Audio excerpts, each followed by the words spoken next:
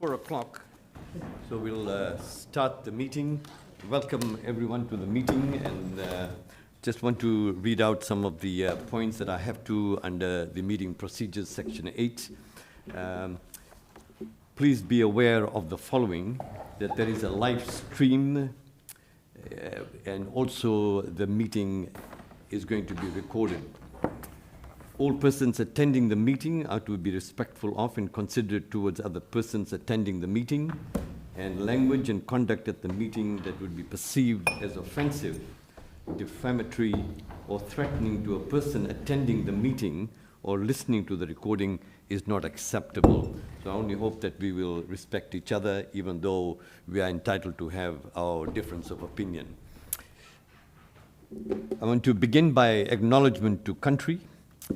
Before I do that, I just want to note any apologies and leave of absence. Are there any apologies?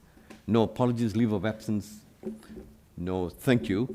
Acknowledgement to country. We acknowledge the First Nations people, the original custodians of the land upon which the city of Hobart is built. We also recognize that they cared for this land before any invaders or migrants came to this land.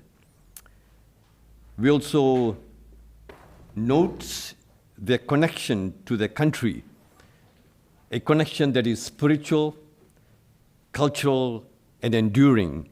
They have suffered during the time and have survived. We also acknowledge the truth of the Australian history and the pain and the suffering, the invasion and death that took place.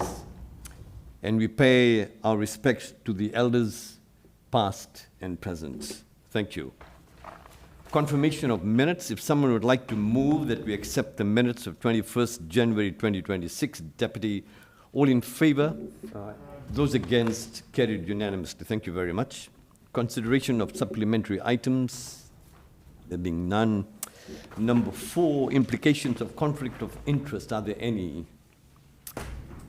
No. Number 5, transfer of agenda items. There being none. Number 6, planning authority item, consideration of items with deputations. We have a deputation list, and someone would like to move that we accept this. Moved by Councillor Harvey. All in favor? Aye. Those against, carried unanimously. Thank you. We are now acting as a planning authority, and we will have to make sure that we argue the points based on the performance criteria and the rules that govern our decision making. All right, 7.1, applications under the Tasmanian Planning Authority. 7.1.1, 6 Washington Street, South Hobart, and we have deputation. So we will first begin the deputation, and we have Sky Target, who is representing Dr. Jennifer Connor. Please come to the front, and you have 5 minutes. Just there would be fine, near the mic, yeah. Just speak to the mic if you don't. Yeah, anyone in there. Thank you. And then when it's about 4 minutes, 30 seconds, we'll let you know, and then you'll have 30 seconds. And then after that, we'll have questions. Thank you. Thank you so much. Thank you for the opportunity to speak. I'm speaking on behalf of Dr. Jennifer Connors. In regards to Plan 25-054 for the 6 Washington Street. Firstly, the 2.4 wall height seems unnecessarily high, particularly when combined with the type of material being used and the length of the wall. It's very hard to see how a wall of this length and height is compatible with the streetscape as required by Performance Criteria 28.4.1 P1. Compatibility means harmony, in harmony with or in broad correspondence with. The current paling fence is on average about 1.9 metres high, but in places 1.8. The mass of the proposed wall would exclude passerby views onto the ground, further impacting on the values of safety for those who are recreating on the oval. To the committee, where else within 1, 2 or 400 metres of the site could you find a front fence like this being proposed? The wall at this height could lead to quite a significant impact on the streetscape. A further 70 metres of this paling fence exists on the site, and replacing this initial paling fence with the red ColourBond fence would set a catastrophic precedent within historic South Hobart.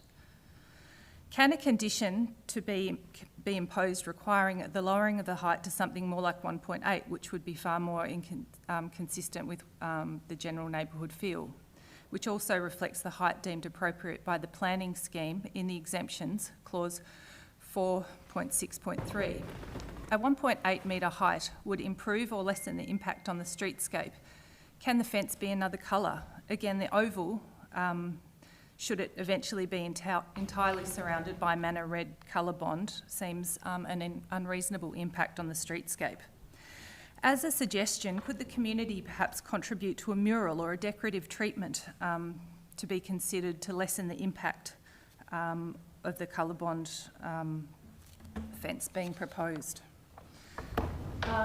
Then on the signage seems problematic. To me, the signage seems unnecessary, it doesn't currently exist, and it feels proprietary in nature.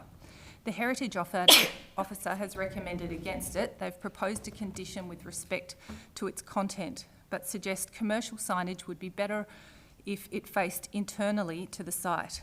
It is unclear why council would be so supportive of an externally facing signage like this. I also think that they may have miscategorised the signage. They have called it a sports ground sign, which is defined to be inside a sports ground. The sign proposed is not within the sports ground, but is actually on the wall on the outside of the sports ground, and in this way could it be categorised as a wall sign, which should be prohibited in a recreation zone. These are genuine issues with the potential for a pivotal redirection of the future of the ground and for the ground for those who depend on this space to recreate in. Can the committee members ask the planning manager why the sign is a sports ground sign and not a wall sign, just for clarity? The comments against the representation in the planner's report suggest the categorisation has been done by the Heritage Officer, but the Heritage Officer does not reference a sports ground sign at all. Given all the above, we request that the committee not approve the signage. This would allay the Heritage Officer's concerns perhaps, and would ensure that the signage complies with the sign code and would be a sign of good faith to the community by not allowing a proprietary signage to be attached to the land and set a very dangerous precedent on how this community asset is managed. We request the Heritage Officer's condition be changed to so it can simply say the club sign is not approved. On behalf of Dr. Connor, may I suggest to the committee that they defer making a decision in relation to the application in a sign of good faith to the community, and request the application be independently assessed, both by an independent planner and independent heritage expert. Given the level of interest in the application, the fact that the council owns the land, and noting how on the fence the heritage assessment is, it might be a prudent approach for the committee to take. We respectfully request that in the future, planning applications on the site that the CEO does not grant general manager consent to them being lodged until after the master plan has been completed. The whole point of going through the general manager consent process is to ensure that the use of the council land is consistent with the council policies, and currently this policy has not been set out publicly. How can the CEO be satisfied that the use of the land is consistent with council's policies until after the master plan has been completed? Again, I think that it would be a sign of good faith to the community, as well as to represent good strategic and statutory land use planning practices. Jennifer Connor, your time has expired. Right. How long have you got? Another few points you've got to make, or? No, only to say that I think by approving this, it would be setting a very dangerous precedent for the area. Thank you. Now, we'll have elected members give them the opportunity to ask questions. All right, any questions? Thank you for your presentation. The Lord Mayor. Clarification. So, did you say that the height of the timber paling fence in that street is 1.8.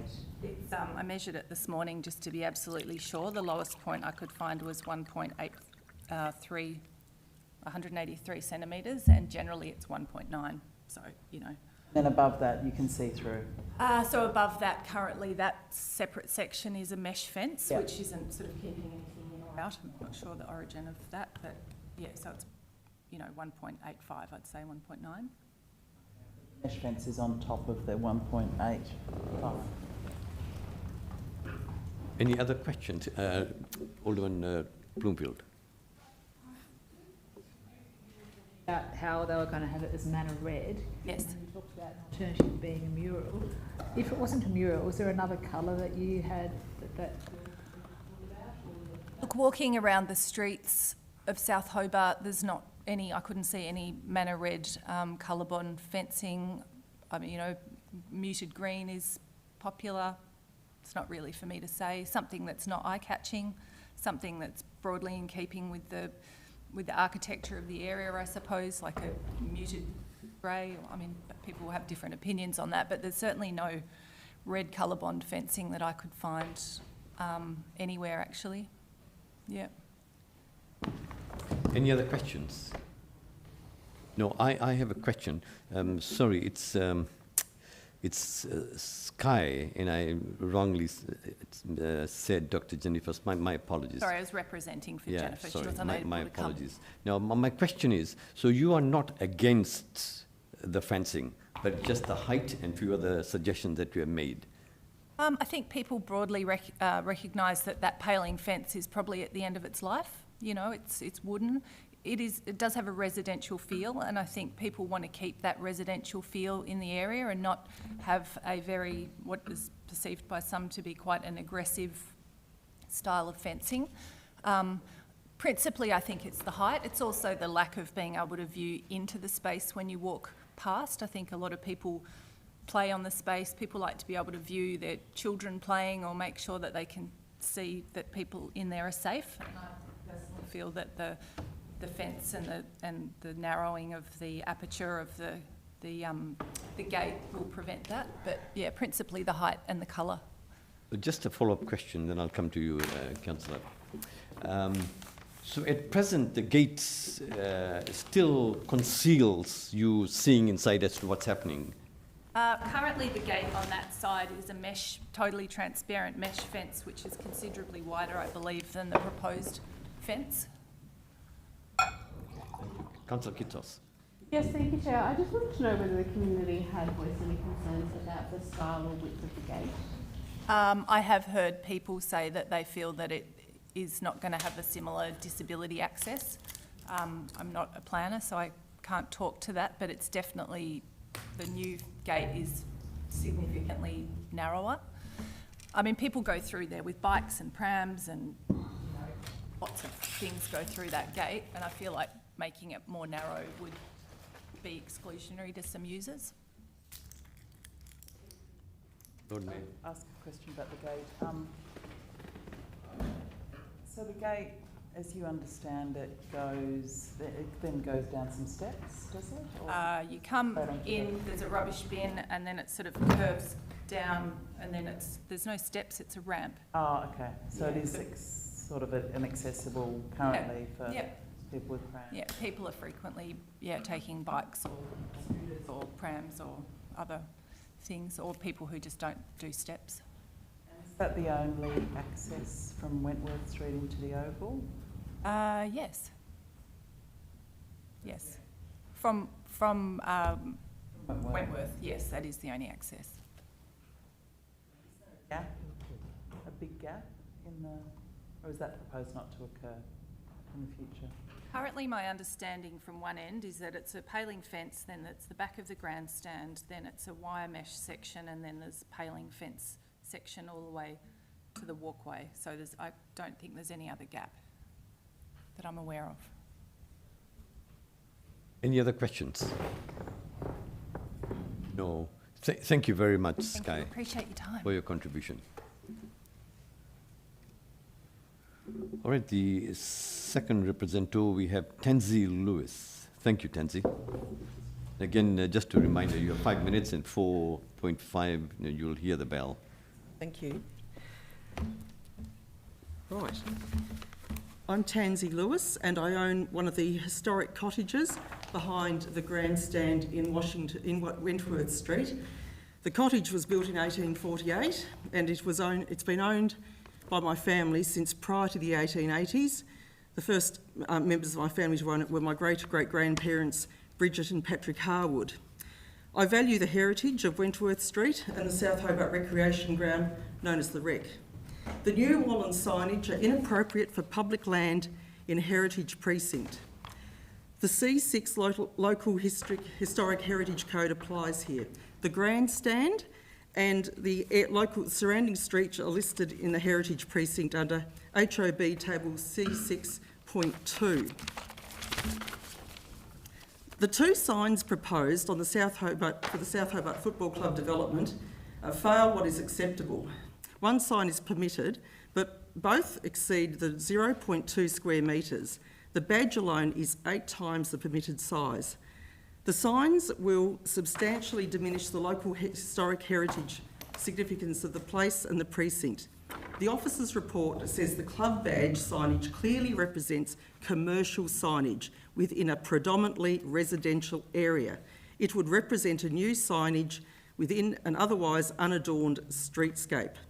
Why can't the signage be a simple sign placed on a building inside the South Hobart Recreation Ground saying home of the South Hobart Football Club? Why does the sign need to be street facing? The officer assessed the precinct only, the listed place and the grandstand under the HOB C6 1.3599 was never assessed. And the officer assessed local historic heritage significance but missed rather a lot of what that means under the scheme. The South Hobart Football Club does not own the South Hobart Recreation Ground. It belongs to the council, and obviously ratepayers pay the council. Placing the club's logo at the main entrance implies ownership. Residents are already annoyed by how the South Hobart Football Club seems to be taking over public spaces. To allow this sign would be insulting, an offence on the fence to residents and local ratepayers. The sign fails to convey significance, council ownership, the public character of this facility, or its vesting to the people of Hobart by an Act of Parliament, or for its current use. If there has to be South Hobart Football Club signage, there needs to be other interpretation about the ground's uses. It has been used for other sporting activities and for community activities since the 1880s. So my family were there before the 1880s, and the South Hobart Football Club didn't arrive until 1910. The entire Wentworth, it's also been mentioned that the fence is too high, and I've got serious concerns about the access provided by the narrowing of the gate that's on Wentworth Street. You'll be aware that last year the Tasmanian government passed the Disability and Safeguarding Act 2024. 2020, yeah, it was 2024 Act. Sorry. And now has a Disability Discrimination Commissioner. I'm concerned that there will not be decent enough disability access provided by this new entrance. And we do have a person in our neighbourhood who goes there regularly in their wheelchair. So I would really recommend that the council not allow the signage on the street. The gate should not be narrower than it is now. And let's not forget, and also the wall is not really fitting. It's brutalistic in design. I actually personally think the current fencing is fine and doesn't need replacing. The paling fence design has been there for a long time. I have photos of my uncle Ivan Wayman as a boy in the late 1920s standing near the paling fence of the recreation ground, and I also have old photos of myself as a child outside the paling fence of that recreation ground. So I would really urge the council to not allow such a high fence in a historic streetscape and be mindful of people access and people with disability and sensitivities towards the local neighbours. Thank you. Thank you very much, Tansy. Now, any questions? You remain seated in case there are questions from the elected members. Any questions? Okay. Fine, thank you. No, thank you so much. Thank you, appreciate it. All right, the next representative is Sarah Crawford. Thank you, Sarah. So in 4.5 minutes, you'll hear the bell, and then you know you have 30 seconds to go. Thank you. My name's Sarah. I've got some perspective on this applications. I practiced as a solicitor, then I retrained in brand and strategy design, so I've got an intersection of... as you know, the Local Historic Heritage Code applies to this application. The grandstand is listed as a local heritage place under the code, and the surrounding streets are each individually listed as local heritage precincts under the code. The performance criteria under both the signage and the buildings works require assessment against local historic heritage significance of place and precinct. That's in the performance criteria for each part that needs to be assessed here, having failed the acceptable solution. That assessment about what heritage value is calls in a design criteria document. It's an adopted document in the schedule. I'm going to call it the design criteria because it's got a really long name. So, and its name is as long as its content. So its purpose is to tell us what's contributory and lends design to the suburb and what's not contributory or not desired. And the local heritage historic value for the place and the precinct also talks about social aspects as well. There's a lot for each street and for the place. It's comprehensive, and everything that I say follows that. So there's 2 signs proposed.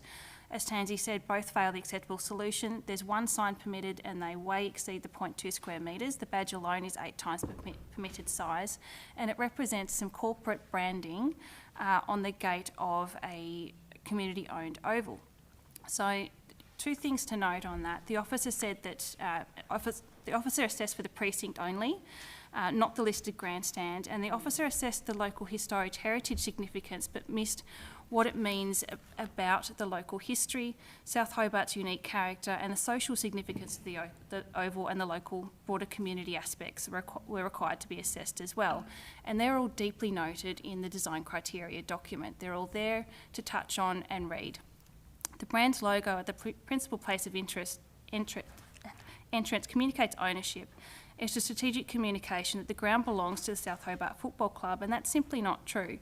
It's an important local historic heritage, I keep stumbling this one, heritage significance consideration, and because the proposed sign does not convey the historical significance and the public character of this facility or its current use, it substantially diminishes, and those words are important, it substantially diminishes those values by direct contradiction.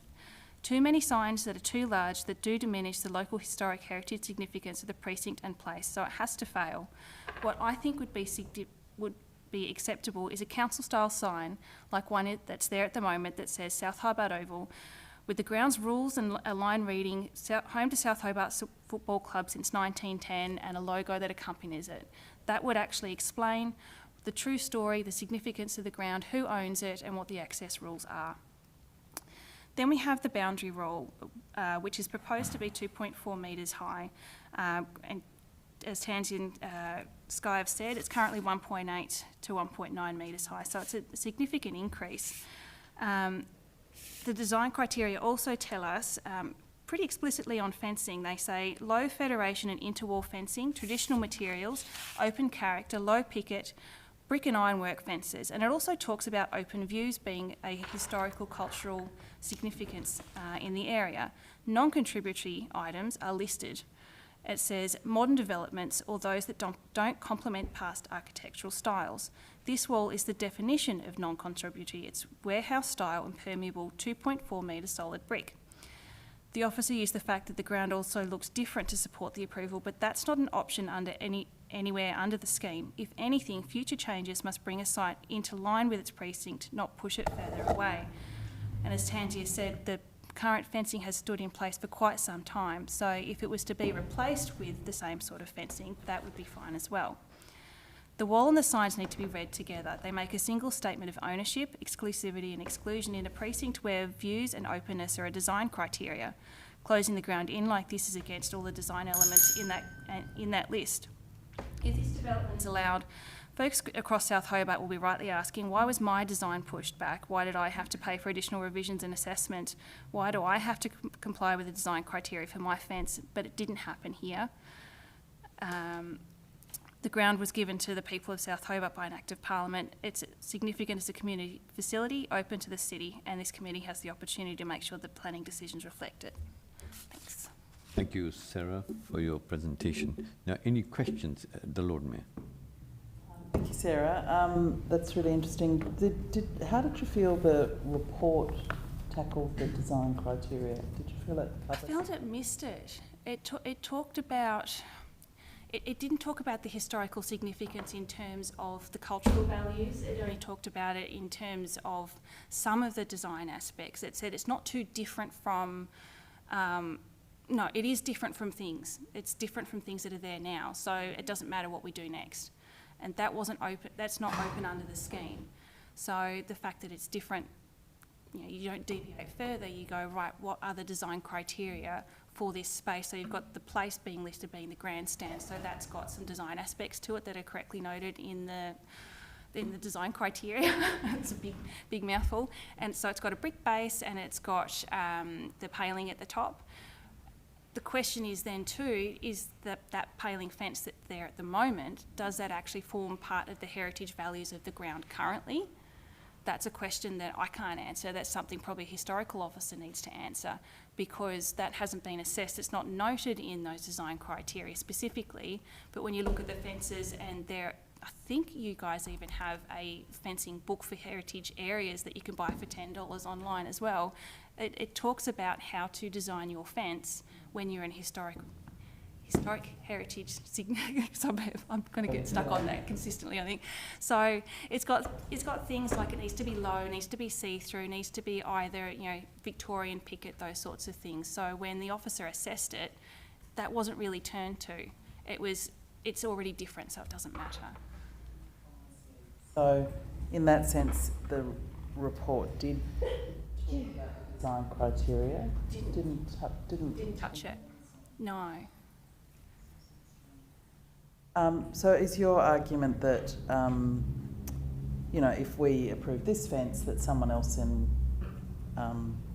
Wentworth Street or Washington Street might say, well, I want to put up a 2-metre fence that's... It's a precedent, you know. And I think the design criteria is so well developed and so clear that there's not a lot of wiggle room in there. You'd really have to try and figure out a way to go, well, you know, how does it not apply here? You know, what special purpose is it serving? And I think we didn't see any of that in the application either. Why this fence? Why this design? Why does it need to be this way?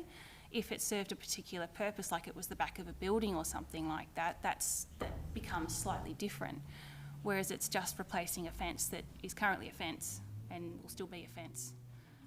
You know, you've got design criteria simply for it being a fence, because there are design criteria for fences in that particular area. And there's 3 streets that touch all of this, the ground that is, and they all have the same design criteria. It doesn't change street by street. So Wentworth versus Washington versus Darcy, they all have the same. Does it distinguish between sort of residential and non-residential? No, it's just that is the criteria for the suburb. I think it's got in there that it is residential, but it doesn't say anything about commercial developments or anything or what have Or you. community development? No. Yeah. Any other questions? Councillor Passot. Thank you, Chair. And through you, thanks for your deputation, very well put together. I was wondering, I have 2 questions for you. Firstly, given that South Hobart Football Club is the oldest operating football club in the state, and that we regularly assess heritage applications that have less time set on them, so we get heritage listed properties from the 80s, 70s, and these guys have been playing there since 1910. Do you think putting a kind of objective lens on it, that there is actual heritage value encompassed in having the sign there, recognising that they've had 110 years of operation from that ground. Recognising that, but not in a way that says we own it. Yeah, so that leads me to my second question. Yeah, so there's difference with, I'm a brand strategist. Yeah. If I was going to say we own stuff, I'd put my logo on the front, because what happens is you don't have a method to interpret that. It is a stamp, it's a brand, just like, they say it exactly like the horses used to have, that I own that, so I'm going to put my name on it, right? If it has some interp with it, there's other interp signs in South Hobart, that are in the street, they're, about yay wide and they're sunk in the ground. It looks like a government sign or a council sign or an interp sign that offers some explanation about what this is, and maybe it would have a picture of 1910 soccer being played or something like that. This is the historical home, what have you, those sorts of things. I think people would feel differently about that, because it is what is being communicated by that sign. So when I said something like the current sign that's there, right, it's the the orange and brown regular old sign with all the rules and all that sort of stuff on it. If you take that away, all council sites have that, right?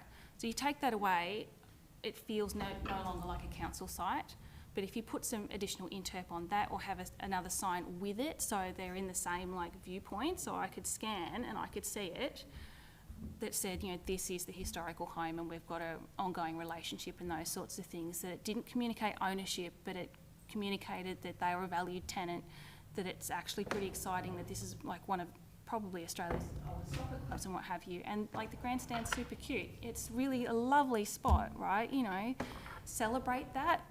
Don't go putting it behind 2.4 metre fortress walls and branding it and excluding the suburb whose name you've got there. I think it's really important to keep that communication and openness going, and I think that's what people are picking up in this application, is that they don't feel included in the design aspects of it. Yeah, so that leads me to the second question through you, Chair, which is sort of, you kind of answered already, but do you feel that additional interpretation and additional elements on that wall, so I know South Hobartians love a mural as well, but it's a big brick wall, so if we were to, we can't do that in planning, but it's also our land, and we can work with the club and the community on this stuff.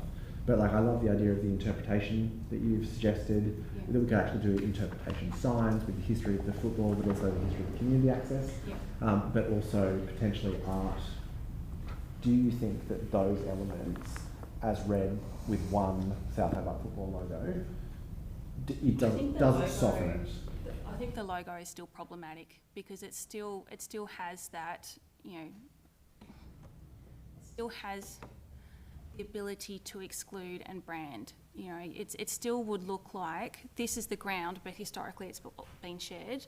You still have to take that context into it, and I think the height of the fence and the material of the fence is still going to be a problem. I think it'd be oh geez, if we're not going to win on that one, perhaps we put a mural on it later. But it still doesn't fit the design criteria, which are pretty clear. But I think if there was still an entrance logo, I think it would still be problematic from an interpretation point of view. Any other questions? No, thank you, Sarah, for your presentation. Appreciate it.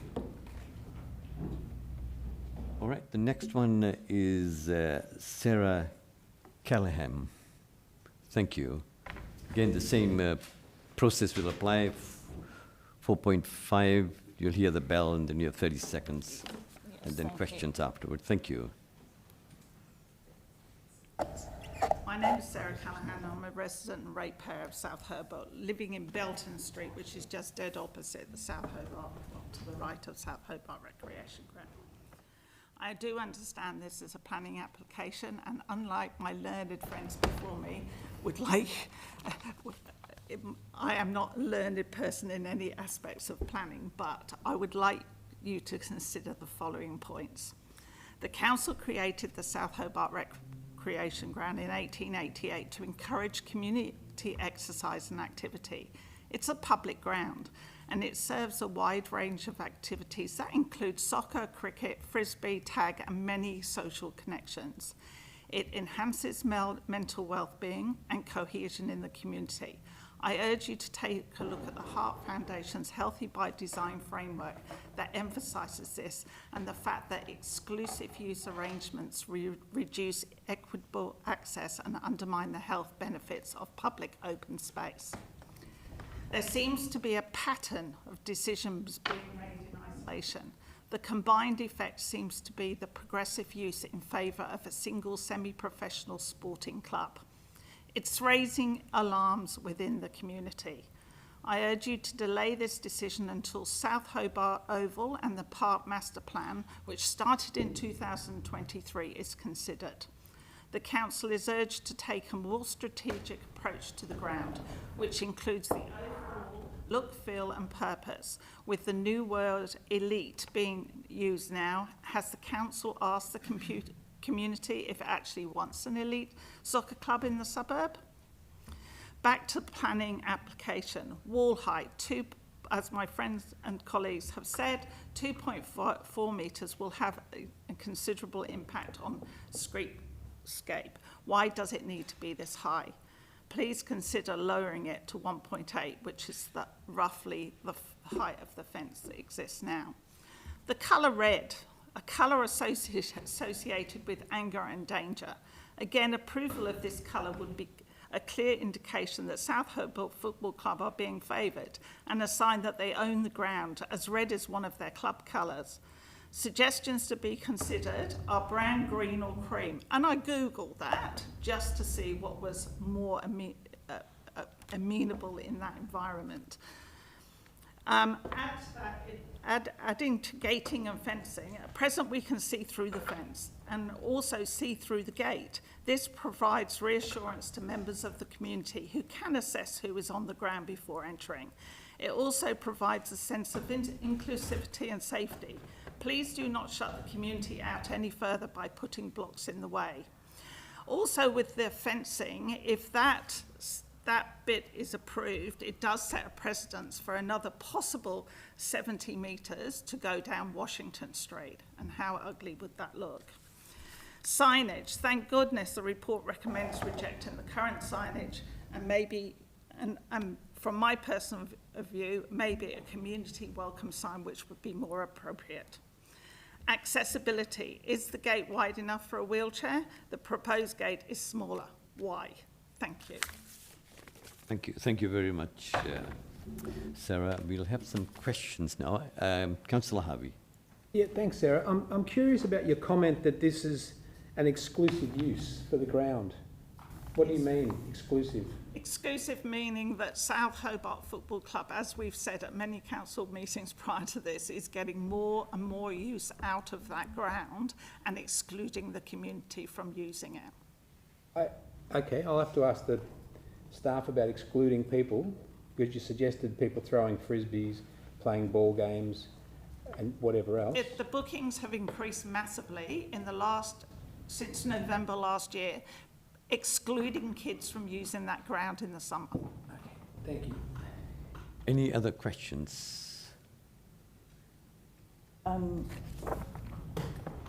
It's not a planning matter, but is that last comment you've made, have you got any summary of that, or can that, maybe it's something to ask the staff, or you saying? The gate? The gate No, being just smaller. in terms of access, you said that it's not been available. Oh, yeah. Well, we've presented several bits of paper to tell you that the bookings have increased massively during the last 3 months, and we can send you that information Okay. if you need. Maybe send it to the elected members. Yeah, I don't think I saw that. Any other questions?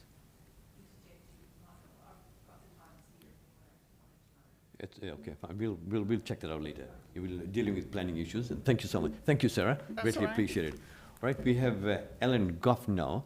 You know, Alan, just move those chairs for Alan, please, so that he can come through.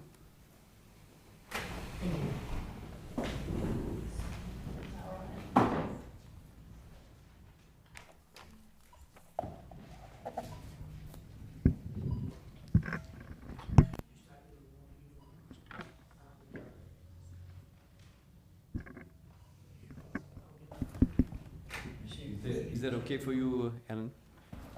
Are you comfortable there? Or- Thank you. Just turn the chair off. Okay, let me have a look at the piece of paper. I want all these pages, 3, 4, 5 and 6, laid out side by side. Okay, yeah. So I've got that one, I don't know.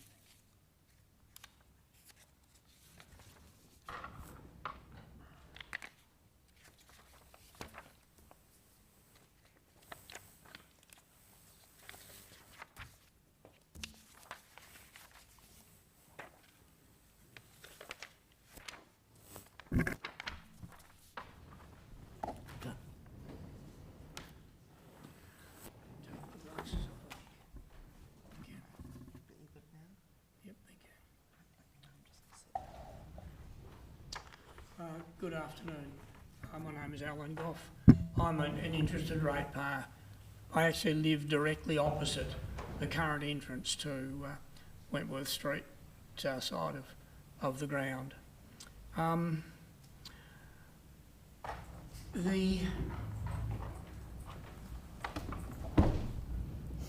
ground is an invaluable public social asset. I see high volumes and a wide variety of informal uses made by the public of the Oval. I brought my own children up there with kites, balls, bicycles running around, model aeroplanes, all sorts of things. Families still do that. I watch and marvel at the elderly lady who several times each week walks very slowly from her home on Ewan Road down to the Macquarie Street IGA store on the corner of Darcy and Macquarie Street, usually using the route across the ground to shorten the walk. It's a vibrant part of the social fabric of the South Hobart community. It is essential that it remains a South Hobart public asset, not a private sports ground. Mr Chair, I am correct in surmising that the Hobart City Council is subject to the National Planning Regulations? Let me check. Yes, it's Subject to, yes. Tasmanian planning scheme. Tasmanian plans, thank you. My understanding of the National Disability Regulations, in concert with the National Planning Regulations, is that all new and alteration planning approvals must include compliant disability access. Neither this proposal nor the previous 2024-0583 approved plan addressed those requirements. I'm stunned. I would have thought that the council was open to legal prosecution. The other part that concerns me in terms of public safety and council liability is that I cannot understand as a ratepayer or agree with the proposal to move a building to remove risk and liability from the private building contractors and the private sports club members without removing the risk to the members of the public, sporting participants, officials and the concomitant council legal liability. The power line, which was the excuse to move the building, cuts across the corner of the ground. It is actually over the playing area. I'm not aware of any other sporting ground, active sporting ground, that has a live power line over it. There is I admit it's a fairly low risk, but the risk is that if the power line was broken during a game on a wet day, when there were other participants which are regularly in the corners of the ground, you think soccer, they take corners regularly. The officials are there, the players are there, spectators can be there. If that power line comes down on the ground, live, you have a significant risk. The council would be liable, surely. The council owns the ground. I cannot understand how the movement of that building has been approved or could be approved. The signage. No partisan sign is currently placed near any entrance to the South Hobart Public Recreation Precinct. This standard should be reinforced with large prominent signs adjacent to all entrances saying 24-hour access to all parts of the South Hobart Public Recreation Precinct, except during specific bookings. The proposed sign, basically, as I think everyone else has said, labels the ground as a private,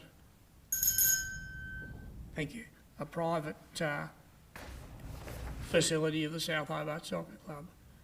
Any sign should be on the front of the building, inside the ground, facing the ground, not on the back of the wall, saying no one else allowed in except South Hobart Soccer Club. The final thing is the reconstruction of the fence removes the visual openness of the ground to the public. From almost anywhere along Wentworth Street, you can see that there's a gate in the fence that allows access. The proposed construction sets the entrance gate back a metre or so it's not visible apart from when you're virtually opposite the new setback. And finally, I guess, the gate is narrower. To go into the ground requires at least a 90 degree, if not a 180 degree turn in a wheelchair or a pram or whatever, whereas the current entry allows very direct, straight access, much easier and arguably much safer. Thank you. Thank you. Thank you very much, Alan. Appreciate it. Now, any questions? Lord Mayor. Yeah, just around the gate, Alan. So when you talked about the disability compliant issues, were you referring to the gate mainly? The current access is not legal because the slope of the ramp is greater than that provided under the disability regulations. Now, originally the position of the building would have allowed that current ramp to be replaced with a curved ramp or a zigzag ramp that could have complied with the regulations and used the available space.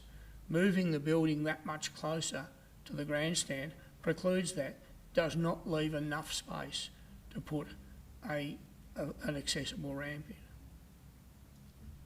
How do you get into the ground? I use that's much the easiest in a wheelchair. Although it's not legal, it's for an electric wheelchair, it's not such a problem. For people in a manual wheelchair, a bit hard. The other entrance that is technically or physically accessible is the one from Washington Street, where the large cyclone gate is. There's a smaller cyclone gate next to it, but that slope is sufficient to be dangerous even in this wheelchair. It's definitely not safe. I can manage it, but I've been in this for 16 years, so I'm fairly skilled. But most people would not tackle it. Follow-up question. So is it your understanding we've been sort of told that disability access is not something we consider at this stage? Well, the thing is, my understanding was that if an alteration of a site use, there are two titles, you're altering use of one of the titles, then disability access has to be considered. That was my understanding of the legislation. Maybe, I'm not a lawyer, so I'm sorry, but that was, I did speak to Andrew Workley's office today and that was their understanding. Have you followed the Tasman Hotel case at all? No, I'm sorry, I'm not that engaged in the law. Yep. Thank you. Any other questions? Councillor Passol. Just a clarifier, sorry, I do know the ground very well, but the car park that's further up, is that accessible? Which car park? There's no car park. You can't get from the far end of the ground? There is no car park. There is a public, or actually I guess it's a private right of way for access to the houses that are to that end of the ground. That's not a car park. But there's no access, sorry, that's... Okay, There's no slope, access. the slope of that road again is not legal. Okay. It's also gravel and much the least safe of all of the three possible accesses. Thank you. Any other questions? No, Ellen, thank you very much. Thank you, Thank you. appreciate it. Now, we'll have the applicant, Daniel Lane, please come Can you over. turn it on, please, Krista? Thank you.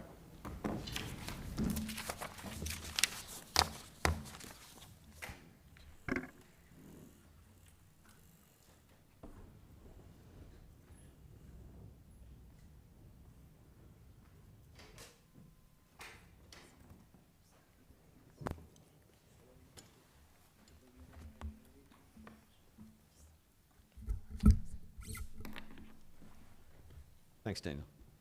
So my name's Daniel Lane. I'm the Director of Preston Lane Architects who did the documents for this project. We were just going to answer some questions, I suppose, tonight, just in response to, I suppose, the deputations that have been made. But I thought there's a couple of points I'd like to make just, following those deputations. I suppose the current situation which we see it is there's a paling fence which goes the length of the site, which is between 1.8 and 2 metres high, and above that is a chain wire fence which goes to 4.2 metres above that. There is the gate opening which is in the middle of the fence, which is a chain mesh sort of gate as well. I can't see through the 1.8 to 2 metre paling fence. I'm only 1.75 centimetres tall, but I can't see through that. I suppose with regards to the fence materials and the like, the brickwork, we've actually sort of related that to the surrounding area. So there's lots of brickwork, or the red brick on the grandstands, the manor red and things like that. So all of those are relative to the current area. And I suppose streetscape is very, very important. So that was reflected upon with regards to, I suppose, the works which we've sort of undertaken. The height of the fence, we believe that can be lowered. That is something which, I think that in my opinion, we've actually sort of located that at 2.4 metres high, so we've got a nice datum where the roof of the building comes down to match that sort of fence height, and we sort of felt that would actually be better from a streetscape perspective. However, we are prepared to sort of look at that being lowered to that 2 metres in height.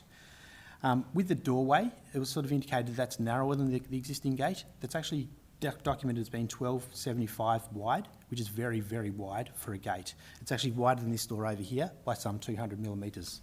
So it actually is a wide door or wide gate. We've actually inset that in from the boundary line as well, and we've done that because, like, if you set it in, it's actually like a threshold before you go into the, I suppose, the grounds area.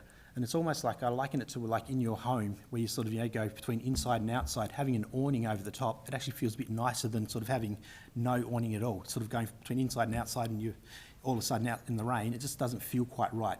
So I suppose it's providing a better entry than what the current situation is. So we feel that's something which is worthwhile. With regards to the Colorbond fence sort of to the, I suppose, the southeastern end, we actually sort of replaced that because the actual paling fence is in bad condition. So we sort of looked at, with being the Colorbond sort of fence, thinking that would last longer than the paling fence moving forward. We'd be more than happy for that to be a paling fence. However, it is got a life cycle with regards to it, and that's something which I suppose it would have to be maintained, I suppose, from council's perspective. But we are very happy for that to remain as the paling fence. The signage conditions, we're happy to accept the signage conditions which were put on the permit. Or the potential permit, but it was something which I suppose we sort of felt that for it to be commensurate with what other sort of sites such as this are having, the TCA and the like. I think they do actually have the North Hobart Cricket Club and the like sort of located on their sort of signage. But I think that we are very happy to actually sort of maintain what is current and what is recommended by Hobart City Council. With regards to access, it is correct that the current situation does not comply. It's not something from a planning perspective we need to show that it does comply, but the building works will comply. So it's something which, it's very much something which we need to make sure it does comply, so that access into the site will be maintained and will actually be provided so it does comply, is compliant from an accessibility perspective. So currently it doesn't, but the new proposed works, it will. So I think that's very, very important to recognise as well.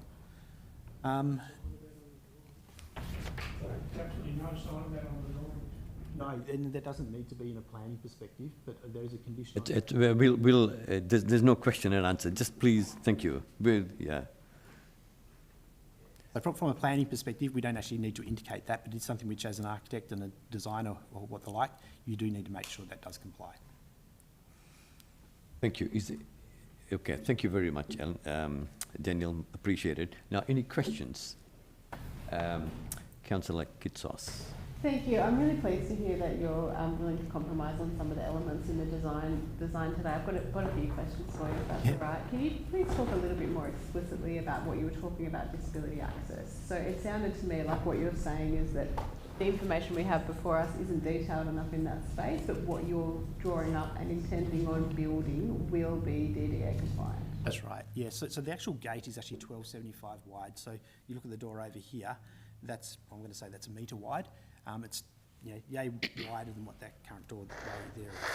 A doorway in an accessibility perspective needs to be 850 minimum, and you need to have sort of space either side of the gate or doorway to actually sort of be able to get into the space. Once you get into the space, you've got to have a level surface, then you've got to come down a ramp. It's the ramp which I think is the part which isn't identified on our documents. It's not a planning item, but it is actually something from a building perspective we do need to make sure that complies. The current situation at the site does not work or does not comply in any way, shape or form. Thank you. And in terms of the lowering of the height of the wall, I can see from an architectural perspective that you've lined up the top of the wall with the top of the building. That's great. If you were to drop it down, is that the only, can you foresee any more design challenges in having a lower fence and just the building height, that particular section of fence sitting above it? I don't think so. I think it might be something whereby, because where we sort of delineate where it sort of does step down, we'd sort of detail that in a manner that it doesn't sort of just go dunk and it looks a bit blunt. So I think it's might be where the gate is or something like that, or where the awning sort of ends. That's where we'd sort of locate that. So I'd like to keep the 2.4 to because there's an awning, I think, which you've got over that sort of gate as well. We'd sort of come along to that point and then drop it down to the 2 metres and then come along. So I think that would be fine. And the materials for both the building and the wall? They are, yeah. They're both the same. And it's sort of like a heritage red brick that we're wanting to try and achieve. It's not something, I mean, you can't get, there's not that many common bricks sort of that you can get sort of which are, directly sort of the same, but there's bricks you can get which, are very similar. And so that's what we'd like to sort of do, because I think at the end of the day, it's sort of, brick is a very nice product. It's got the scale of, it's sort of a human scale as well. So it provides texture, provides a bit of warmth to the site and the streetscape. And I think it actually will be a much better finished product than a paling fence, which can be quite austere. And I think that, in our opinion, I think it will relate to the surrounding area. It's much, much better. Yeah, great. And then the colour bond that you've said that you would be happy to switch out for a paling fence if that was what council would like to see. It's obviously what the community would like to see there. The meterage on that section of fence, can you recall? It would probably be about sort of, I'm going to say 30 metres. Yeah. It's probably about 25 metres. Okay, so you keep that at the same height as the brick that we just spoke about, the reduced height. I would. And change the material. Yep, and I would put a top cap on it just to sort of make sure the palings don't get water or as much water in the end grain. It'll cost a small touch more, but it'll actually look a whole lot better and will last longer as well. Great. And one final question from me. I just wanted to, if you could talk a little bit more about what you were prepared to change with the signage in accordance to the officer's reports. Yes, so the officer's report sort of indicated that we had like a larger section of what the ground is, a smaller section with, someone might need to sort of have a look at what the condition sort of says after that. I think the location, and the last one was a smaller sort of point, which was the South Hobart Football Club, and that was the smallest in scale in the three sort of naming rights, if you like. But I mean, I think at the end of the day, South Hobart Football Club, they've been there since 1910. I think it's something as well that, they are a resident of that sort of site as well. They are sort of, this is their clubhouse also. So I think it's sort of important to sort of have that recognised. We do understand that the actual site itself has been, is probably far more important. So, yeah. With that particular condition, it sounds like the logo itself on the fence is removed. Yeah. Great, thank you. Thank you. Any other question? Alderman Bloomfield. How does that come into this? What's your perception of naming rights? I've used naming rights. We were just talking about just now, you said that the soccer club so you were applying, you used the word naming rights, and this kind of... I meant what the ground... you just meant a generic term, Yeah. or did you mean actual? No, I meant what the council sort of named the site as. Is it Wentworth Park, is it South Hobart, Park or whatnot? The exact terminology that you guys use, that's what it should be called. It's not something which our client should have any say over. Yeah. Lord Mayor. Thank you. Just on the fence, I'm just wondering whether you're kind of familiar with kind of general practice around safer design guidelines and sports grounds and being able to sort of have that passive surveillance. Have you thought about actually something that is, you know, you can see through? No, we haven't really from that perspective. I mean, it is something which, like, you know, it's a big open space. It's not like you can go and get lost in there. So that would be our take on it. At the moment, you can't actually see through there any more than what you would if it was, you know, it's 2 metres high, the fence. Yeah, I understand. But So- that was done a long time Can ago. I just Yeah. please just speak to the microphone if you don't mind? I've been just reminded by. Thank you. Yeah, look, I guess I'm just reflecting sort of modern practice. If you look up sort of safer design guidelines for most sort of planning schemes around Australia, they'll now say that, you know, for public sports grounds or parks, there should be, you know, it should be visible through the fencing. So, I mean, yeah, I'm just wondering why you wouldn't sort of maybe even just go with a completely, like a wire fence through to this field. Look, I mean, it is something which I think it depends on whether there's entrapment spaces and the like. And I don't think there are entrapment spaces so much in this space. Yeah. No, I'm just talking about what's normal practice around Australia with sports grounds and open, transparent, secure are the principles, I thought, but maybe I'm reading things wrongly. Okay, and how about the gate? Is there any way that you could widen it to the existing amount? I think it's actually wider.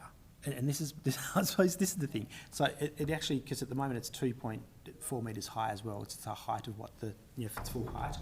But it's 1275 wide. It's wide. Okay, because it says in here it's 15 wide. The existing one. Yeah, in our report. Sorry? I said okay, yeah. I mean, 1275 is very wide. We can widen that to 1500 if you'd like. Well, it just to be the existing It's our gate. case as well, is that if you make something wider and wider and wider, it actually becomes more difficult to use and manoeuvre.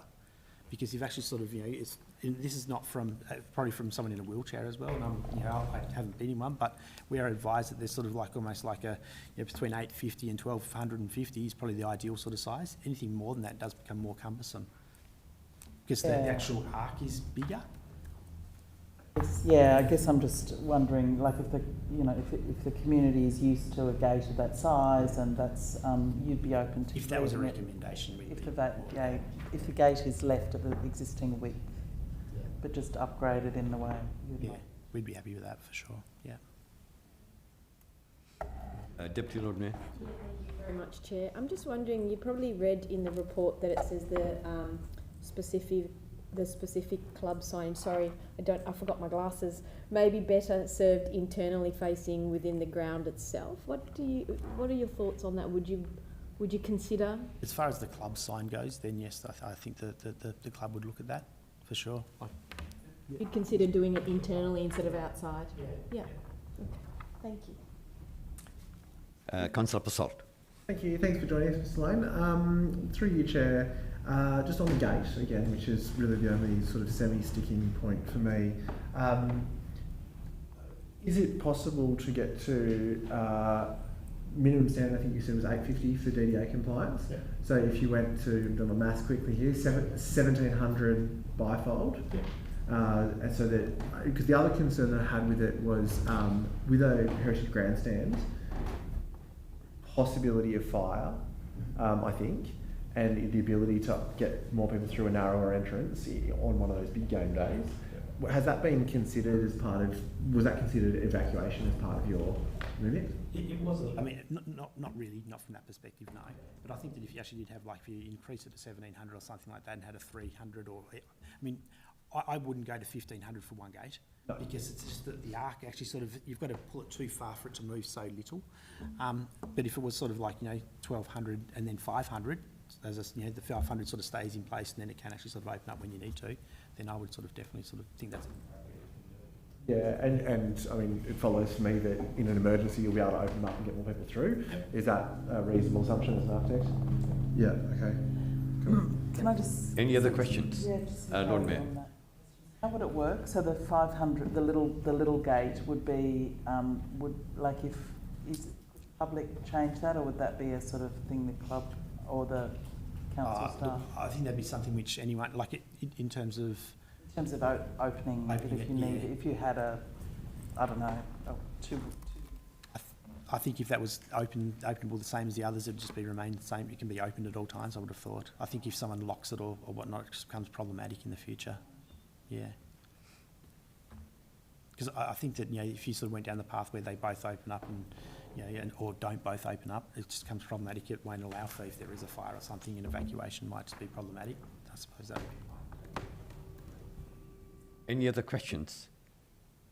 No? Daniel, thank you so much for presentation. Appreciate it. Thank you very much. Okay, we will... any questions to the officers before someone moves the recommendation? Yeah, I guess a couple of questions. So are the conditions that we've just talked about with the proponent, can we have conditions that basically, like proposed conditions that tackle all those issues that the proponent has agreed to? So lowering the fence height, widening the gate. I think the sign is pretty much sorted with the officer's recommendation. That's... Yeah, so as long as that's moved, I suppose, as a motion to add those conditions, that's fine. So we can kind of agree on what the parameters are, the height, the fence. Look, I think the gate issue, it's a little bit tricky to lock in stone at this point. That could be something that could be subject to officers, the director. Because we might be tricky just kind of locking in. Yeah, sure. Locking that. I mean, ultimately, council are the owners of the land, and so some of these details, there's obviously will be opportunities to refine that down if the proposal goes ahead at the building stage. So, I'm happy to move it with changes to the conditions that include that the fence be. You're saying 1.8? So I'll move it with the fence being reduced to 1.8 in height, and paling rather than the colour bond, and that the fence condition be modified so that the fence is closer to the existing width, but to the satisfaction of the director. The gate. The gate, I meant, yeah. Are there any? Okay, coming. Are there, that's it? Yep. I think it's Councillor Passalta, then Councillor Harvey. No. No. Okay, Councillor Harvey. Yeah, thanks, Chair. I'm going to foreshadow the original motion that the officers have supplied. I don't think changing things on the run is appropriate. I don't think switching the fence from what's desired by the applicant to a paling fence without them having their consideration, or dropping the height without their considerations. I'm satisfied that the sign will be resolved through the condition. I'm satisfied that the width of the the width of the gate and the pathway will obviously have to comply. But I'm not here to change a recommendation from the officers into something else. So I won't be supporting that motion, and I will be supporting the original motion, which I will foreshadow moving. Okay. Deputy, then I'll come back to the Lord. Sorry, no, you go. That's okay. I just didn't get a chance to speak to my motion. So, I think we've had some really good information from the community and the club today. I think the club certainly is willing to listen to the feedback and compromise on what is a public asset. If I wasn't in a planning committee meeting, I might ask a few more questions about our park planners and to what extent they were proactive in thinking about the sports ground from a broader perspective, and what input they had into the design and who they consulted with, and because I do think in my ideal world we'd be actually going to quite a transparent, completely sort of wire fence so you could see through it, because that is best practice for sports grounds to have that passive surveillance. But I appreciate that's going too far. Nobody has suggested that. That would just be that would be just off the top of my head. Whereas I do reject Councillor Harvey's suggestion that these ideas that have been put forward are just sort of random ideas. They've come from quite deep consideration. They are basically reflecting what's already there. So I think that's a good. It's upgrading it, but without a dramatic change to the height and the inaccessibility of the gate. So, I think it's a really great result when we have a planning meeting, we get feedback from the community, we get feedback from the applicant that they're happy with those changes, and that's exactly why we're here. Because if we're not needed to provide that forum for community and applicant to sort of find a compromise, then we don't need to be here at all. We may as well all just sort of, not be elected and just leave it to others. So I think, the result of having this conversation and the applicant being very happy with those changes is a really good one. Thank you. Deputy. Yeah, thank you very much, Chair. Yeah, look, just further to the Lord Mayor's point and regarding what the applicant said about the signage and having it actually internally, and he said that was okay. Could we add that as well? Because I think is that what we I thought that's what was the staff's recommendation anyway. The signage to be internal? Yeah. That didn't come through very clearly. Yeah, so that was discussed. Sorry? That was obviously discussed then, that they are exempt, so signs facing into the site that are intended to be read from within the site are exempt anyway, but we could add that as a further further condition. So that'd be great. So how it says in the report. Sorry, my glasses. Where is it? The club's recently approved clubhouse and changing facilities. That internal bit there. So I think through your chair, just would need to be clear. We put that condition on there. It would exclude. If we have that as the second condition, it would exclude any reference to the South Hobart Football Club being externally displayed on the wall. So that's obviously something that would need to be considered. So I just want to check with Daniel. That was correct, isn't it? You are happy to take it internally? Yeah, that's what my understanding, and even the height as well. Okay, thank you. Just the clarification. Now, anyone else? Yes, I was just going to say I would foreshadow that if it didn't get up to have it internally, because I think the point has been made as well, and if the applicant also agrees, if you look at that C1.6.4 P1, which talks about at where is it? B, the size and design not substantially diminishing the local historic heritage significance of the place or precinct, and then our report states that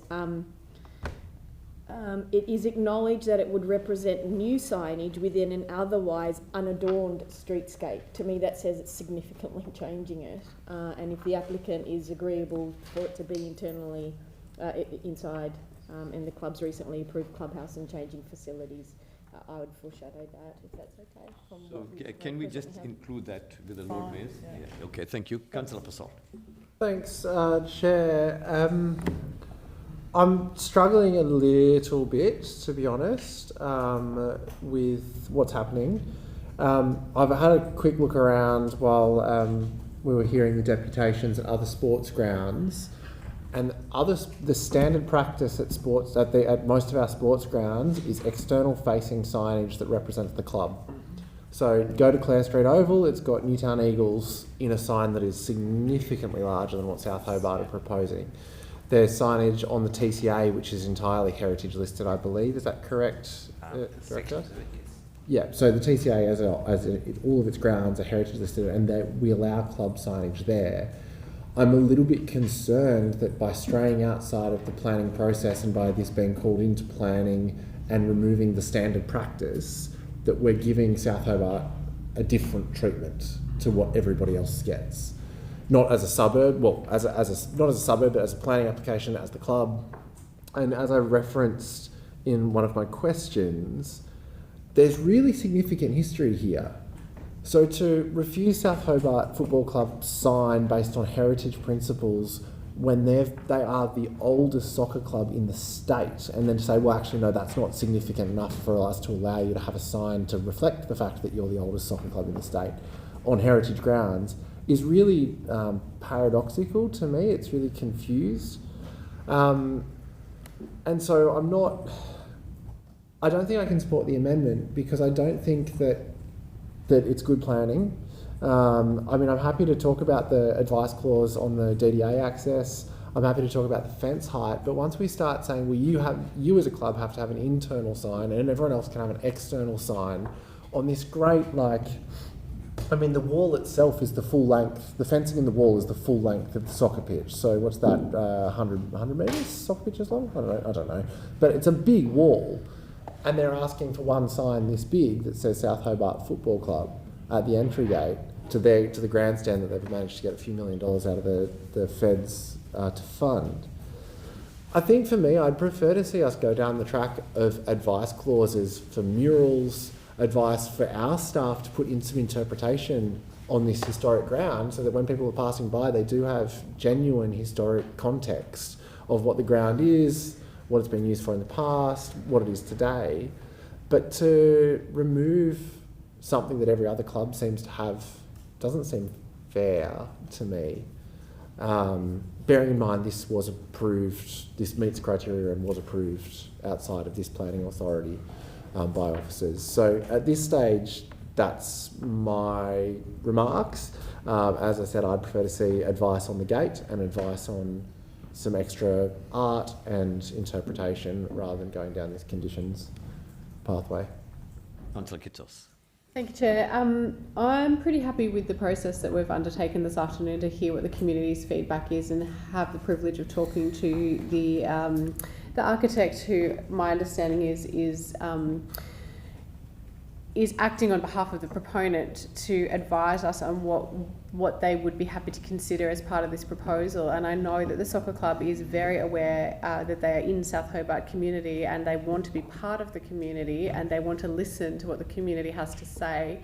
And I think the things that we've talked about, lowering the fence height, widening the gate, are quite reasonable things to request, and I think the paling fence is a much better fit for the suburb as well. So I feel really comfortable with those. I think we got in a bit of a tangle with the signage issue, honestly, because we heard that the use of the club badge is a bit of a stamp of ownership, and I think to people who work in the industry as brand marketers that is very likely the case. I'm not a brand marketer myself, but all of our many other clubs are entitled to have their signs on the exterior facing wall of a sporting field, and that does not necessarily indicate ownership or that it is not accessible to the community. But what the conditions were, my understanding that the officers had put on there was that it could be externally facing, but it should also have, as Mr. Lane said, it should also have the name that we refer to the ground as, which I believe is South Hobart Recreation Ground, and it should also have some other conditions in there to make sure that it is it tells the story that this ground is accessible to the community and is also the home of the South Hobart Football Club. So I don't have a problem with any of that. I think that makes sense on the external part of the ground so that people are aware of what it is that they're looking at. If they want to put club badges in a more prominent place on the internal side of the ground, then that's their business, and we've heard tonight that it has nothing to do with the planning scheme. So I'm really happy with those conditions that have been placed around the signage. I think it would be unfair and perhaps even odd to not have nothing about the football club on the external facing wall where people will enter to watch games in the future. So I would like to see that taken out of the amendment tonight so that I can vote on the other changes that the community have requested. But I know that's going to confuse the debate. So I'm happy to let Councillor Sherlock move hers as a foreshadowed on the sign, because I was more focused on the gate and the height of the fence. Yeah. Thanks. Okay, so have you finished, Councillor Kitsos? Yes, thank you. All right, Alderman Bloomfield. I guess the thing that concerns me tonight is that we have an opportunity to allow the community and the developer to have a compromise and to stop the adversarial politicking that we've actually seen throughout the community. The suggestions that the community have put forward being that they prefer to see the panelled fence instead of the metal fence and so on and so forth, to me is actually a really great outcome, and the fact that the developer is actually happy to take it on board. I don't think it's making policy of the run, because the whole point of the developer being here, having already assessed themselves professionally that it could be done, would suggest that it's not being done in ignorance at all. So I would suggest that the context here too, being that that we have to have everything the same at every single field, also smacks a lot of, well, if we don't need to have any context for every different area of the community, why are we here, would be very true.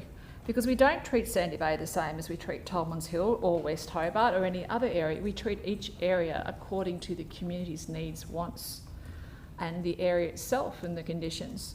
So I honestly feel that if the community has made the effort to come here and say these are the things they wanted, and the developer has said, you know what, we're happy to do these, then I think we actually have a hell of a win for both sides.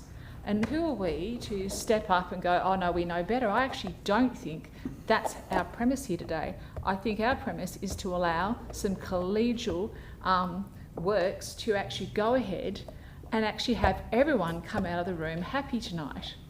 And if we don't do that, then we're just adding to the arguments, and we're going to add to a community that'll stay angry.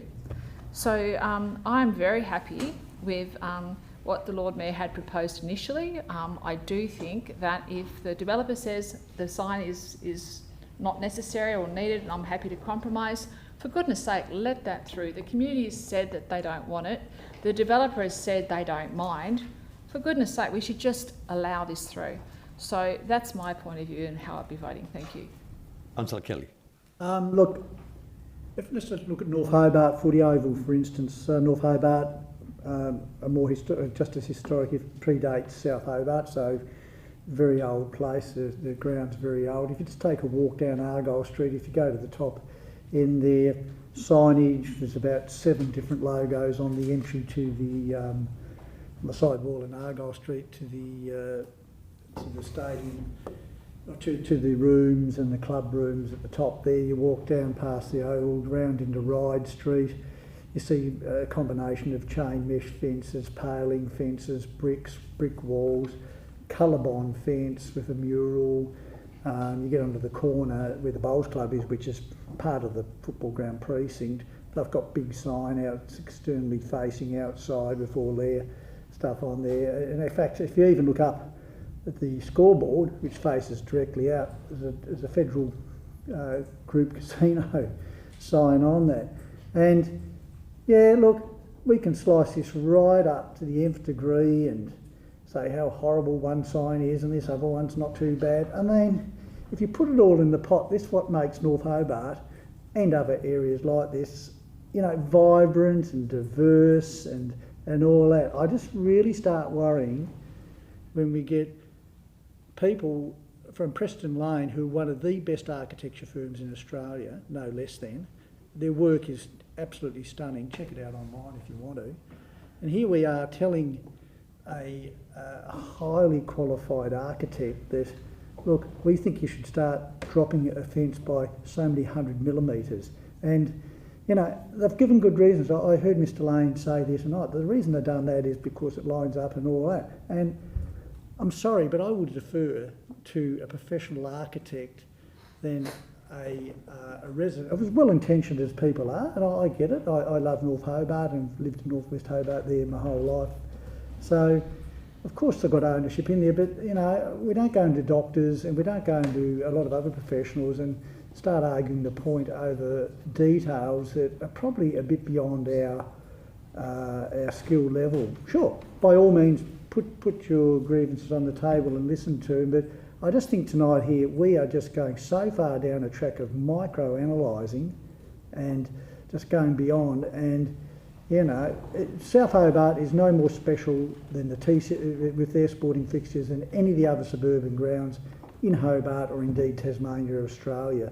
That's what makes it vibrant, rich, and all that. The diversity is what we want. Be careful what lane we're straying from here. And I'm sorry, but I'm going to defer to the professional, qualified and incredibly great architects that have done the work here tonight. Thank you.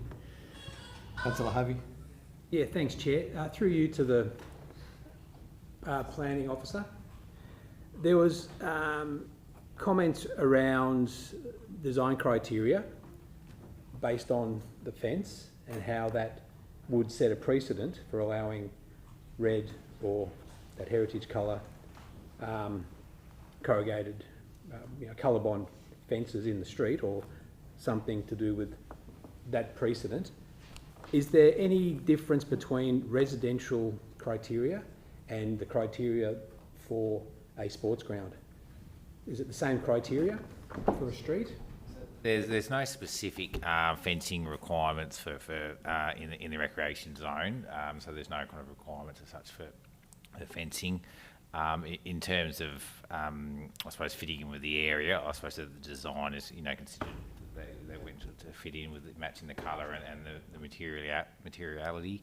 So in terms of, and obviously taking into account the existing timber fence there, it's obviously solid in nature. But yeah, there's not a specific requirement in the recreation zone for fencing, and it wouldn't create a precedent for residential fencing in the area, would be my view. That wouldn't create a precedent. And the colour bond fence complies with whatever's necessary to comply with for a fence. Yeah, there's no fencing quite specifically, so it's really purely that heritage, assessment on that fence section, and they were satisfied that it was in keeping. So satisfied the heritage officer that was in keeping with the neighbourhood? Yes. And the heritage officer, did they evaluate a paling fence as well? They did refer to it in their report, yeah, I think. So yes, it was considered. However, obviously, what was proposed was the colour bond fence, and so that was what they were assessing ultimately. So it would be quite to recommend that as an option from the colour bond. In their office's view, would probably be quite a departure from what was proposed. But it was still an acceptable proposal. Correct. So I'm sticking with the original concept. From a personal point of view as well, the planning point of view, I think the colour bond and the streamlined height makes sense. So I don't support switching it over to a paling fence. There's also a difference with paling fences. How tall would this new paling fence be? Through you, Chair.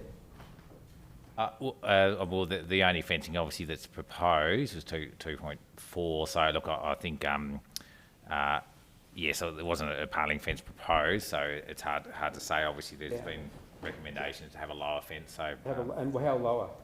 The same as that's there, Councillor Harvey, 1.8 metres. Paling fence for me, I think it's not a very attractive fence. It also, paling fences warp. So if the current paling fence is to be changed with another paling fence, I don't see the value in that. But also paling fences tend to warp over time because moisture does get in to the top, and the boards, depending on what material they are, do warp over time. Whereas the colour bond fence probably has a longer life, I would think, than the paling fence. And I think it's more attractive than the paling fence. So I'm really disappointed that we're going to switch that fence out. And that's what the club wanted, and that's what the architects wanted initially. And I appreciate the compromise. But I also feel there's been a forced compromise here. I think if the club was asked what would you prefer, they would say the colour bond. It complies with the planning scheme. It's been approved by the council officers. And for us to just change something, it's not a condition, it's a change to the design. Or is it a recommendation? Sorry, is it a consideration rather than a new approval position? Yeah, I think it could be applied by condition. It is a. Is it a condition if we vote for this? That's what the motion was proposing. Those items would be form a condition. And with regard to signage, this is an historical ground that's been the home of the same football club continuously for 115 years. I think we should be proud of that. And for them to not be able to put their name on a plaque outside the ground that they've used continuously for 115 years, I think is really sad. So I'm hoping that whatever that plaque has, and it will be at the discretion of the officers to decide according to the condition here, as I understand. Is that correct? Correct. I hope it does include South Hobart Football Club, established 1910 as well, because I think that's just part of the history of South Hobart. I think that's important to recognise. Councillor Kelly and then the Lord Mayor. Okay, question for you, Chair, to the Director. Paling fences. Now, there's a whole variety of paling fences. You've got the typical ones now. It's very rare you see anything but the very thin treated green pine fence, which splits, warps, bends, and is easily kicked in. Alternatively, you've got the traditional oak fence, which you just don't see done, or very, very rarely anymore because of the cost, and that too, they split and all that as well. Now, so if it was going to be a paling fence that was accepted, what guidelines are going to... This is how stupid this whole conversation is getting now. Once again, I defer to the greater judgment of an expert, and for all the reasons Councillor Harvey and others said tonight about there's nothing wrong with the red colour-blind fence. Are we going to break this down to all the infinitesimal designs of types of selections of paling fences? Because there are some bloody ugly paling fences out there, and this, careful what you wish for, we could end up here with the most disgusting, ugly, faded, treated pine piece of crap fence you've ever seen anywhere. So I think we should bear that in mind. I'd like to know what to recommend, if it is going to be a paling fence, what conditions are going to be put on that. So I think the clarification that's needed here is that, what sections of the fence are timber, and then you can add to that. It's just a point of clarification, just that we're only referring to, the motion is only referring to the section of colour-bond fence and not the section of wall that returns on the other side. Okay. Through you, Chair, in terms of the timber fence, look, I think we would be just subject to the satisfaction of the director, and obviously with council as a landowner, we'd negotiate a appropriate kind of fencing outcome if it was to be timber. So it may be treated pine, may not be. So big difference between the look and colour and texture of a treated pine fence compared to traditional oak fence. So I mean, so we're going to now come back to the public, to the neighbours, and say which one do you want, and have another forum on selection, because it's a big thing. I mean, it seriously is. If we're going down the paling fence thing, be very careful what you do here. It's not just looking sweet and grey and all that, Just remember, people, we are now debating this, discussing.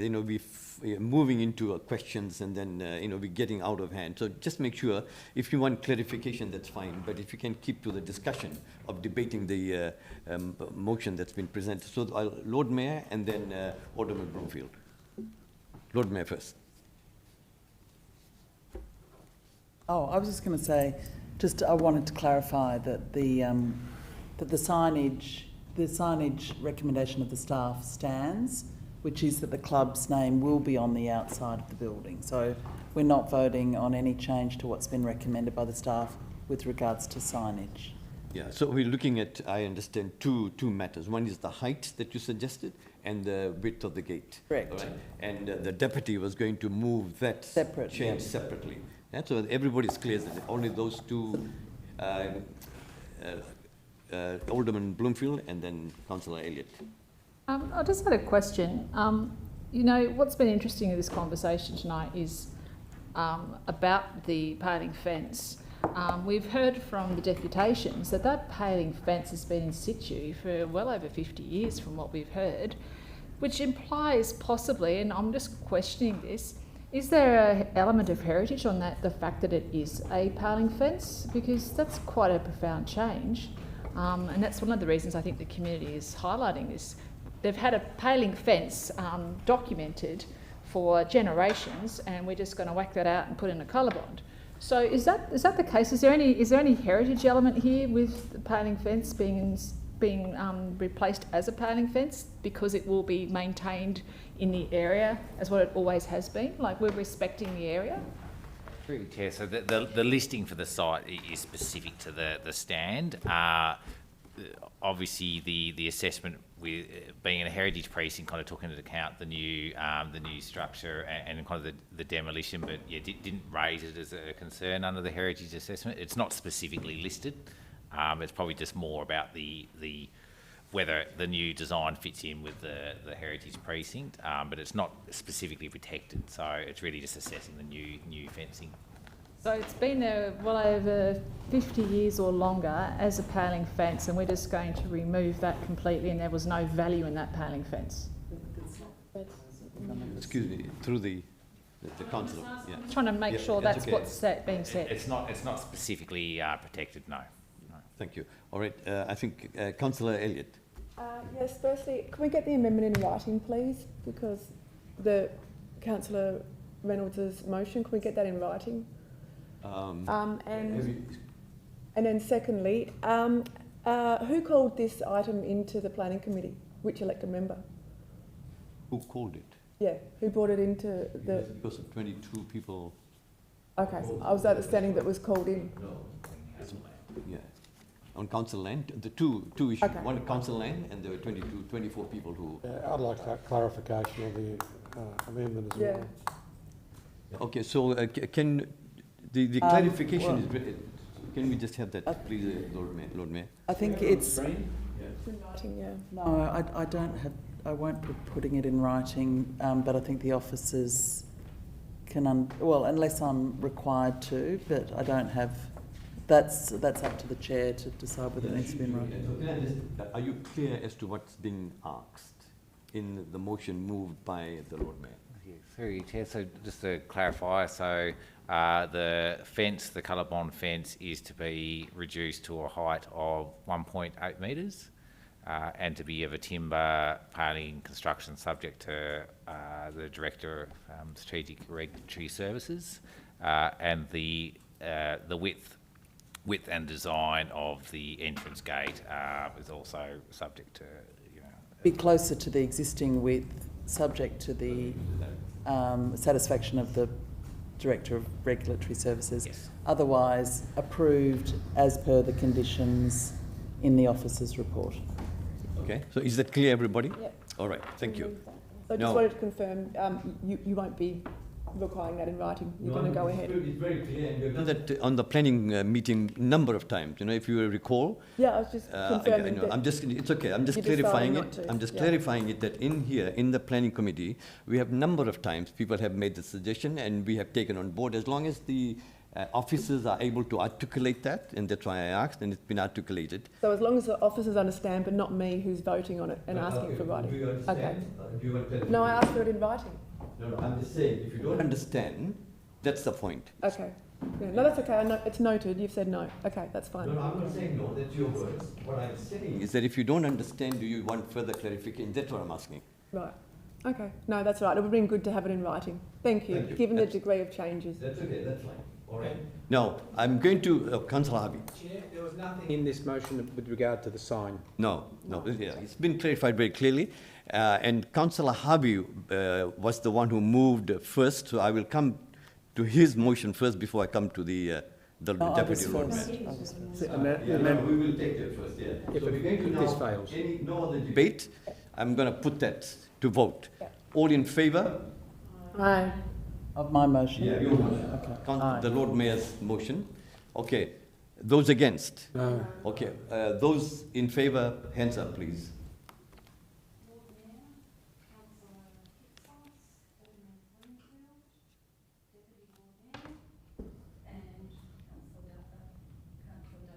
Against?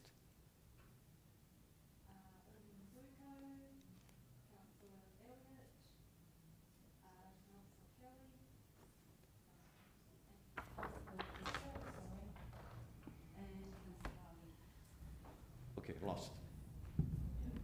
5-5, right? Mine, yeah. 5 is lost. Yeah. Second is Okay. mine for the sign.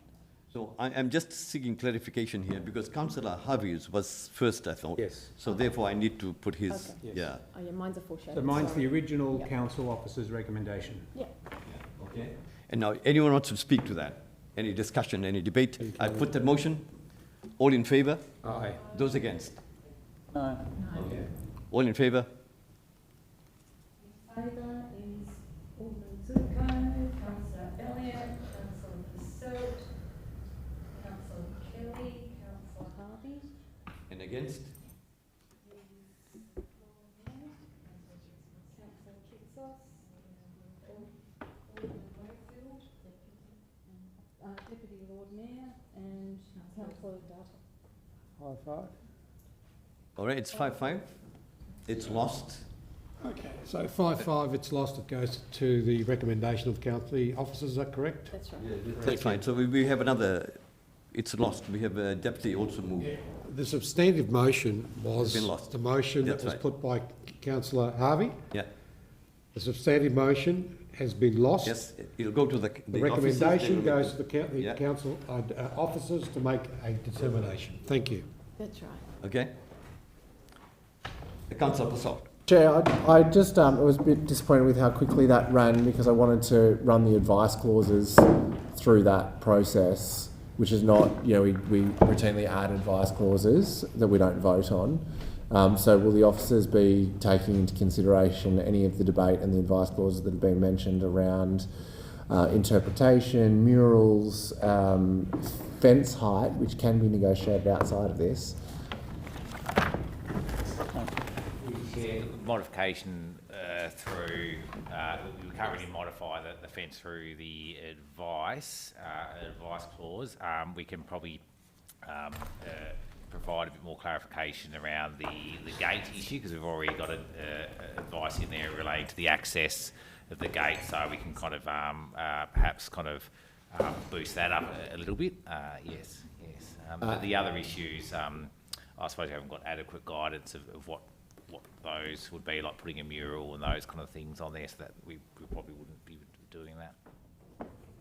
So some of that, just to clarify, Chair, some of what's been discussed and debated tonight will be considered through the process, and if the applicant was to come back to you and say, actually, we're really happy with a 2 metre fence, can we reduce our application as a minor amendment from 2.4 to 2, you could accept that? Yes. It's a practice. Yeah. Yeah, I just wanted to clarify. And mural would need a further DA. Yeah. Okay. Thank you. Everybody okay with that? Thank you very much. Let's move on to 8.1, Macquarie Point Staging Plan. Someone move, they'll be received and noted, moved by Councillor Harvey. Any discussion? No, I put that. All in favour? All against? Carried unanimously. 8.2, Planning Advertised Application Reports. Someone moved that be received and noted. Councillor Purcell. Thank you. Any questions? Yeah, I wanted to clarify one. There was a... it's okay, I'm probably too slow. That's okay.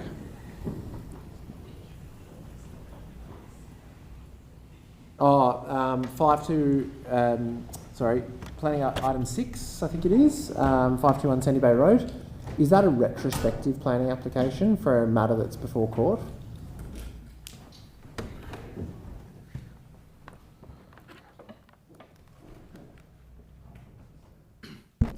Through your chair, I'd need to consider that, just review that in detail. I can get back to you.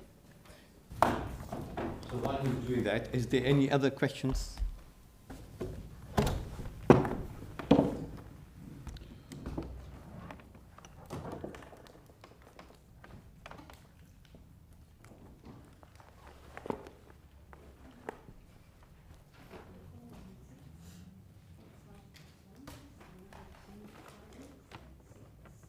That's okay.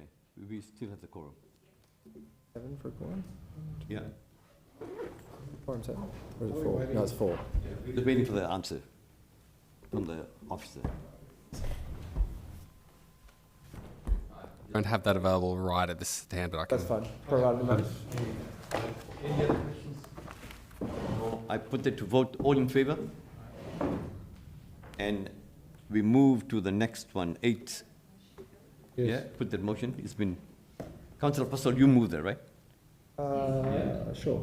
Yeah, I just heard an officer remark about quorums. Do we actually have a quorum under the rules? I know that the quorum normally goes from, but there's isn't there a criteria about the amount you start with? Yes, total number point, which is, we'll take 10. Yeah. So it's half plus 1. 6, okay, cool. we have Thanks for clarifying. Yeah.